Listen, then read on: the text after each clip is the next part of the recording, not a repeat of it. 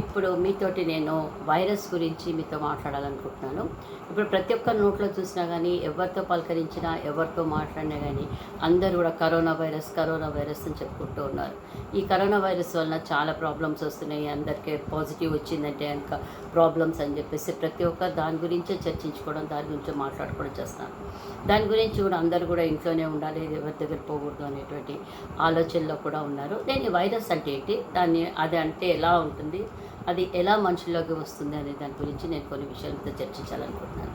Virus అనేది నిర్జీవి. అదే దానికి ప్రాణం లేదు. కానీ అదేమిటిదంటే దాని చుట్టూ కొవ్వు పదార్థాలు కొన్ని కొవ్వు కణాలు ఆవరించి ఉండడం వల్ల దాని లోపట మధ్యలో ప్రోటీన్ అనేది ఉంటుంది, డిఎన్ఏ. ఈ డిఎన్ఏ ఉండడం వల్ల దానికి కొంచెం బలం వస్తుంది. ఇది ఎక్కువ ఏమవుతుందంటే కనుక కండ్ల నుంచి, ముక్కుల నుంచి, నోట్లోంచి లోపలికి వెళ్ళినప్పుడు అక్కడ ఉన్న కణాలతోటి దాని యొక్క జన్యు కోడ్ని మార్చుకొని అక్కడ యాక్టివేట్ అయ్యి అక్కడ కణాలతో కలిసి అది ఇంకా ఎక్కువ అక్కడ అభివృద్ధి చెందుతుంది. కాబట్టి వైరస్ దీన్ని మనము చాలా జాగ్రత్తగా లోపడి పోనీయకుండా ఉండడంతో మనం చాలా జాగ్రత్తలు తీసుకోవాల్సి ఉంటుంది. ఈ వైరస్ జీవి కాదు కాబట్టి దీన్ని మనం చంపడం అనేది జరగదు. కానీ దానంతట అదే నశించిపోవాలి, దానంతట అదే క్షయం అవ్వడం అనేది ఉంటుంది. ఎందుకంటే దానికి ప్రాణం లేదు కాబట్టి. అయితే ఈ వైరస్ నాశనం చేసేది ఎట్లా ఉంటుందంటే దాని యొక్క ప్రభావం ఎక్కడ ఉంటుంది, అది ఉన్నటువంటి ఉష్ణోగ్రతను బట్టి, అక్కడ ఉన్నటువంటి గాలిని బట్టి, తర్వాత అక్కడ ఉన్నటువంటి తేమను బట్టి, అక్కడ ఉన్న ఆ ప్రదేశాల యొక్క వాతావరణాన్ని బట్టి దాని యొక్క పవర్ అనేది ఉంటుంది అన్నట్టు. ఎక్కడైతే ఎక్కువ ఉంటుంది, ఎక్కడైతే తక్కువ ఉంటుంది అనే దాన్ని బట్టి ఆయా ప్రాంతాలు, ఆ యొక్క ప్రదేశాలను బట్టి ఉంటుంది. వాస్తవానికి వైరస్ చాలా బలహీనమైంది, కాకపోతే చాలా తేలిగ్గా కూడా ఉంటుంది. కానీ దీని చుట్టూ ఉండేటువంటి ఈ కొవ్వు కణాల వల్ల దీనికి బలం బాగా వస్తుంది. కాబట్టి దీన్ని మనం ఏం చేయొచ్చు అంటే ఈజీగా విచ్ఛిన్నం చేయొచ్చు, దాన్ని ఈజీగా మనం నాశనం చేయొచ్చు. చంపడం కాదు కానీ దాన్ని ఇట్లా నాశనం చేసేటువంటి ఈజీగా ఉంటుంది. ఎందుకంటే ఈ రక్షణ కవచం ఉండడం వల్ల మనం దాన్ని ఇమీడియట్గా మనం చేయలేము. అయితే ఇది ఎట్లా ఉంటుందంటే సబ్బు, ఈ డిటర్జెంట్స్ ఇవన్నీ కూడా కొవ్వుని మనం కరిగిస్తాయి. కాబట్టి ఈ సబ్బు, డిటర్జెంట్స్ వాడి ఒక 10 నిమిషాలు కనుక మనం వాడితే కనుక శుభ్రంగా కడుక్కుంటే అవి అక్కడ చచ్చిపోయేటట్టు అవకాశం ఉంటుంది. ఎందుకంటే ఈ సబ్బుకున్నటువంటి నురుగుతోటి తినుకున్న కొవ్వు కణాలు కరిగిపోయి దాని లోపల ఉన్నటువంటి ప్రోటీన్ విచ్ఛిన్నం అయిపోతుంది. తర్వాత దీని కణాలు విచ్ఛిన్నం అయిపోయిన దానంతటా అదే విచ్ఛిన్నం అయిపోతుంది. కాబట్టి మనం ఏం చేయాలంటే వేడి కూడా, ఇంకొకటి ఈ సబ్బు నురుగని కాకుండా వేడి కూడా కొవ్వు కణాలు కరిగిస్తాయి. మనకు తెలుసు కొవ్వు అనేది వేడికి కరిగిపోతుంది. కరిగిపోతుంది కాబట్టి మనం వేడి వాతావరణం, వేడి ఉన్నటువంటి వాటిని వాడినప్పుడు కూడా ఈ వైరస్ అనేది విచ్ఛిన్నమయ్యే అవకాశం ఉంటుంది. కాబట్టి వేడి నీళ్ళల్లో కనుక సబ్బు, డిటర్జెంట్ వేసి కనుక మనం శుభ్రం చేసినట్టయితే తప్పకుండా మొత్తానికి కూడా వీలైనంత తొందరగా కూడా అది విచ్ఛిన్నం అయిపోయి అది మనకు ఎవరికి ఎట్లాంటి హాని చేయకుండా ఉంటుంది. అయితే ఇది కూడా మినిమం 25 degrees ఉండాలి. 25 degrees ఉన్న వేడి నీళ్ళలో అయితే ఇది కరిగిపోతుంది. దీనికంటే ఎక్కువ ఇంకా మంచిదే. కాకపోతే మినిమం 25 degrees వేడి ఉన్నటువంటి నీళ్ళతో ఇది కరిగి విచ్ఛిన్నమయ్యేటువంటి అవకాశం ఉంటుంది. తర్వాత ఇది ఆల్కహాల్లో కూడా కరుగుతుంది. కానీ ఆల్కహాల్ అంటే ఇంకా ఏదో మామూలుగా అది కాకుండా 65% ఆల్కహాల్ ఉన్నటువంటి వాటిలోనే కలుగుతుంది. కాబట్టి 65% ఉన్న ఆల్కహాల్ని తీసుకోవాలి. ఎందుకంటే వినిగర్ కానీ, వోడ్కా అట్లాంటివి అంటే చాలా తక్కువ పర్సంటేజ్ ఆఫ్ ఆల్కహాల్ ఉంటుంది. కాబట్టి దాంట్లో ఇవి విచ్ఛిన్నం కావు. అదే కనుక తర్వాత మనం నీళ్ళలో కూడా 1 వంతు బ్లీచింగ్ పౌడర్ తీసుకుంటే 5 వంతుల నీళ్ళు కనుక కలిపేసి కనుక ఆ వాటర్ని కూడా వాడినప్పుడైతే అక్కడ ఉన్న వైరస్ అంతా కూడా మనకు విచ్ఛిన్నం అయిపోయి చచ్చిపోయేకట్టే అవకాశం ఉంటుంది. ఎందుకంటే దీంట్లో కూడా ఈ వైరస్ ఈ బ్లీచింగ్ తోటి కూడా చచ్చిపోతుంది.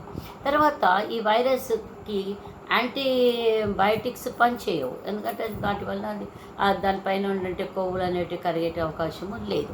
అయితే మనము ఉపయోగించిన బట్టలైనా కానీ మనం కనుక విదిలించినట్లయితే మనం విదిలిస్తే దాని నుంచి కూడా వైరస్ బయటకు వస్తుంది. ఇది వైరస్ గాల్లో 3 గంటల సేపు ఉంటుంది.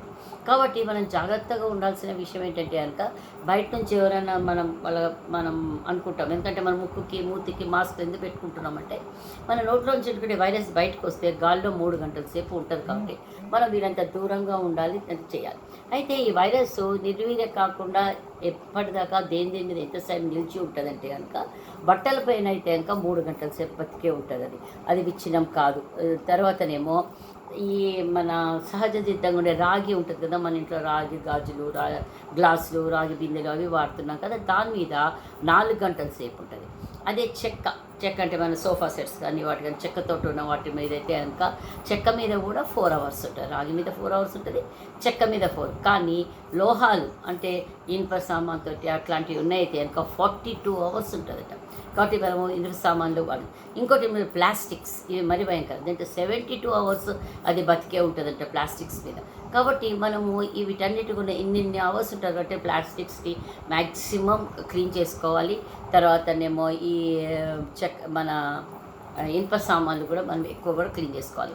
అయితే మనం ఈ దులిపినప్పుడు గాలిలో సుమారు 3 గంటల సేపు మనం ఉంటుంది అనుకుంటున్నాం కదా, కాబట్టి ఇవన్నీ కూడా ఏమిటంటే ఆ గాలిలో ఉన్నటువంటి వాతావరణంలో ఉన్నటువంటి ఈ వైరస్ మనం పీల్చినప్పుడు ఆ ముక్కు ద్వారా ఇవి లోపడిపోయి ఊపిరితిత్తులతో అది యాక్టివేట్ అయ్యి అది మనలో రోగగ్రస్తులు చేసే అవకాశం ఉంటుంది. కాబట్టి మన పరిసరాలు కూడా ఇప్పుడు ఎట్లా ఉండాలంటే పరిసరాల్లో తేమ అనేది ఉండదు. తేమ ఉంటే కనుక అది ఎక్కువసేపు బతికుంటుంది ఆ ప్లేస్లో. తర్వాత గాలి కూడా బాగా మంచిగా గాలి వచ్చేది ఉండాలి. గాలి వచ్చిన వెలుతురు ఎక్కువ ఉన్నటువంటిది, తేమ లేకుండా ఉండేటువంటి పొడి ప్లేసెస్లో ఇది పొడి ప్లేసెస్ కాకుండా తడిగా ఉంటే కానీ, లేకుంటే గాలి ఉంటే కానీ, తర్వాత చీకటి ప్లేసెస్లో ఇది ఎక్కువసేపు బతికుంటుంది. తర్వాత ఇంకొకటి అల్ట్రావైలెట్ కిరణాలు ఉంటాయి, రేసెస్ ఉంటాయి. ఇవి కూడా ఈ వైరస్ని చంపుతాయి. కానీ అది కనుక మన శరీరం మీదకి వస్తాయి ఇంకా మన శరీరంలో క్యాన్సర్ వచ్చేటువంటి అవకాశం ఉంటుంది. కాబట్టి అల్ట్రావైరస్ రేసెస్ని అసలు మనం ఉపయోగించదు. తర్వాత స్పిరిట్, ఇందాక నేను చెప్పాను, స్పిరిట్, ఓడకా లాంటివి కూడా మనకి పెద్ద పని చేయవని. ఎందుకంటే వాటికి 40% కంటే తక్కువ ఆల్కహాల్ ఉంటుంది కాబట్టి అది కూడా పనిచేయదు. తర్వాతనేమో మనం ఏం చేయాలంటే ఎక్కువ వెలుతురు ఉన్నటువంటి ప్లేస్, మన డోర్స్, విండోస్ అన్నీ ఓపెన్ చేసుకుని ఎక్కువ గాలి వెలుతురు వచ్చేటట్టుగా మనం చూసుకుంటే కనుక మనకు అట్లాంటి అవి ఎక్కువ ఉండదు. ఇంకొకటి, మనం ఎప్పుడు చేతులు కడుక్కోమని మనం చెప్తున్నాం. కనీసం 10 నిమిషాలన్నా కానీ చేతులు శుభ్రంగా సబ్బుతోటి వాటితో కడుక్కోమని. ఎందుకంటే డ్రైగా ఉన్నటువంటి చేతుల్లో పగులు ఉంటాయి. ఈ పగుల లోపట ఈ వైరస్ పోయి దాక్కొని మనకి ఇన్ఫెక్షన్స్ కలిగించే అవకాశం ఉంటుంది. కాబట్టి మనం ఎప్పుడు చేతులు తడిగా ఉండేటట్టుగా చూసుకోవాలి. కాబట్టి మనము ఈ వైరస్ తర్వాత గోళ్ళు కూడా మ్యాక్సిమం చాలామంది గోల్డ్ పెంచుకుంటుంటారు ఫ్యాషన్గా. ఆ గోల్డ్ కూడా పెంచుకోవద్దు. ఎందుకంటే కనుక మ్యాక్సిమం గోల్డ్ తక్కువ ఉంటే ఆ గోళ్ళ లోపల కూడా ఇది చేరి దాన్ని ఈ వైరస్ ఉండి మనకి ఇన్ఫెక్షన్స్ తీసుకొచ్చేటువంటి అవకాశం ఉంటుంది. కాబట్టి గోల్డ్ కూడా వీళ్ళంత తక్కువగా కట్ చేసుకొని గోళ్ళని మనం జాగ్రత్తగా ఉంచుకోవాలి.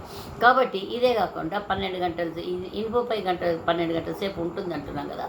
కాబట్టి మనం ఏం చేయాలంటే ఇంకా తాళాలు కానీ, తలుపులకు ఉండే నాబ్స్ కానీ, లేకుంటే స్విచ్ బోర్డ్స్ కానీ, తర్వాత రిమోట్స్ కానీ, సెల్ ఫోన్స్ కానీ, తర్వాత వాచ్లు కానీ, కంప్యూటర్స్ కానీ, తర్వాత కంప్యూటర్ డెస్క్లు కానీ, తర్వాత టీవీలు ముట్టుకున్నప్పుడు కానీ, ఇవన్నీ కూడా బాత్రూమ్కి వెళ్ళినప్పుడు కానీ, వచ్చినప్పుడు కానీ, ఇంట్లో ఒకటి వచ్చేటప్పుడు కూడా, భోజనానికి వచ్చే ముందు తర్వాత తప్పకుండా చేతులు కడుక్కొని మనము ఇవన్నీ కూడా ముట్టుకోవాలి. వీటన్నిటి కూడా వీలైతే శానిటైజర్ని వాడడం వల్ల ఈ వీటన్నిటిని కూడా మనం ఎక్కడ బయటకు పోయి ఇచ్చినప్పుడు కూడా మనం వీటన్నిటికీ శానిటైజర్ వాడాలి. ఎందుకంటే చెప్పలేము దేని మీద ఏది అంటుకుంటుందో చెప్పలేము. ముఖ్యంగా సెల్ ఫోన్స్ తప్పకుండా అందరి చేతుల్లో ఉంటాయి. కాబట్టి సెల్ ఫోన్స్ జాగ్రత్త మనమే వాడుకోవాలి.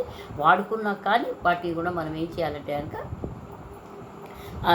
వచ్చినాక వాటిని శానిటైజ్ చేసుకుంటే, ఎందుకంటే 72 అవర్స్ ఉండే అవకాశం ఉంది కాబట్టి వీటన్నిటి కూడా మనం శుభ్రంగా ఉంచుకోవాలి. ఇంకోటి, మనకు కరోనా వచ్చింది అని ఎట్లా తెలుస్తుంది అనేది ఒకటి. ఫస్ట్ ఏమంటుంది కనుక గొంతులో దురదలేస్తూ ఉంటుంది అని అంటాం మనం. అట్లాంటి దురద వస్తుంది. అది కాకుండా పొడి గొంతు ఉంటుంది, పొడిగా ఉంటుంది, డ్రైగా ఉంటుంది. అది కాకుండా పొడి గొంతు ఉంటుంది, తర్వాత పొడి దగ్గు వస్తుంది. మనకు ఈజీగా ఉండదు, దగ్గుతూ ఉంటే ఉంటాయి. ఇది తర్వాత జలుబు, తలనొప్పి, జ్వరము ఇవన్నీ కూడా వస్తాయి. ఇవి రాగానే మనం ఇమీడియట్గా మనము ఈ వైరస్ మనకు వచ్చిందని చెప్పేసి అనుకొని వీళ్ళంత మటుకు మనం ఈ లక్షణాలన్నిటి రాగానే గమనించుకుంటుండాలి, రాకుండా ఉండడానికి, పొడి దగ్గు రాకుండా ఉండడానికి మంచిగా. ఇంకోటి, డైలీ మనం ఎన్నిసార్లు తాగినా కానీ హాట్ వాటర్ మంచినీళ్ళుగా తీసుకుంటే ఇంకా మంచిది. ఎందుకంటే అది ఎప్పుడు కూడా వేడి నీళ్ళలో అది కరిగిపోతుంది కాబట్టి వేడి నీళ్ళు 25% కంటే అబోవ్ అంటే గోరువెచ్చని నీళ్ళ కంటే కొంచెం ఎక్కువ నీళ్ళు అంతా తాగితే మన గొంతులో ఉన్నటువంటి వైరస్ చచ్చిపోయేటువంటి అవకాశం ఉంటుంది. కాబట్టి ప్రతిరోజు గోరువెచ్చని నీళ్ళు తాగుకుంటూ మనం ఈ చెప్పినటువంటి ఈ పద్ధతులన్నీ కూడా వాడుకుంటూ ముఖ్యంగా బట్టలు దులపకుండా దులిపినా కానీ వాటన్నిటి కూడా డిటర్జెంట్లో మంచిగా వేడి నీళ్ళలో ఉన్నటువంటి దాంట్లో వేయడము, తర్వాత ఇల్లంతా కూడా హాట్ వాటర్ ఉన్నటువంటి దాంట్లో బ్లీచింగ్ పౌడర్ వేసేసి మనకు కొంత బ్లీచింగ్ పౌడర్ 1% అంటే 5% వాటర్ తోటి మనం ఇల్లంతా తుడుచుకోవడము. ఎందుకంటే మనం అందరం కూడా ఈ కాలంలో అందరూ ఇల్లు తుడుచుకుంటాం, కడగడలేదు. వాటి వీటన్నిటితో శుభ్రంగా చేసుకుంటే కనుక మన వైరస్ మన దరి చేరదు. కాబట్టి భయపడాల్సిన అవసరమే లేదు. ఇంకొకటి, మనిషిలో భయాన్ని మనం తీసుకురావద్దు. కరోనా వల్ల ఇట్లయితుందంట అట్లయితుందంట అన్నటువంటి భయాన్ని వాళ్ళ లేకుండా వాళ్ళకు మంచి అవగాహన కల్పించాలి. నువ్వు ఇలా ఉండు అని అవగాహన కల్పించినట్లయితే కనుక మనుషులందరికీ కూడా ఎలాంటి రాదు, మనం రోగాన్ని పడేటువంటి అవకాశం ఉండదు, మన చుట్టుపక్కల కూడా అట్లాంటి అవకాశం వచ్చేటువంటిది ఉండదు. కాబట్టి వీళ్ళంత మట్టుకు ఇప్పుడు తీసుకున్న ప్రికాషన్స్ అన్నీ తీసుకుంటే కనుక మనకు జ్వరం ఈ వైరస్ అనేది మనం అంటుకోకుండా ఉంటుంది. ఒకవేళ అంటుకున్నా కానీ మనం వాడేటువంటి సబ్బుల ద్వారా కానీ డిటర్జెంట్స్ వల్ల కానీ వీటన్నిటితో ఏమవుతుందంటే అది విచ్ఛిన్నం అయిపోతుంది. చేతులు ఎప్పుడుగా తడిగా ఉంచుకోండి. తర్వాత ఎక్కువ హాట్ వాటర్ తాగుతూ ఉండండి. ముఖ్యంగా ముక్కుకి, నోటికి, కళ్ళకి మాస్క్స్ పెట్టుకోండి. ముక్కు నోటితో ఎక్కువ మాస్క్ పెట్టుకోండి, కళ్ళు అంటే తక్కువ కాబట్టి అయినా కానీ వీలైతే కనుక కళ్ళను కూడా కవర్ చేసుకునేటువంటి మాస్క్ పెట్టుకుంటే కనుక మీకు వైరస్ అనేది, ఈ కరోనా వైరస్ అని మీరు దరి చేరదు, మీరు ఆరోగ్యవంతులుగా ఉంటారు. మీరందరూ కూడా సుఖంగా సంతోషంగా ఉండే అవకాశం ఉంటుంది. మీ కుటుంబ సభ్యులందరికీ కూడా ఇది అవగాహన చేయించండి. మీ చుట్టుపక్కల వాళ్ళందరూ కూడా ఈ అవగాహన కల్పించాలని కోరుతూ నేను మీ అందరికీ కూడా చెప్తున్నాను. సర్వే జనా సుఖినో భవంతు.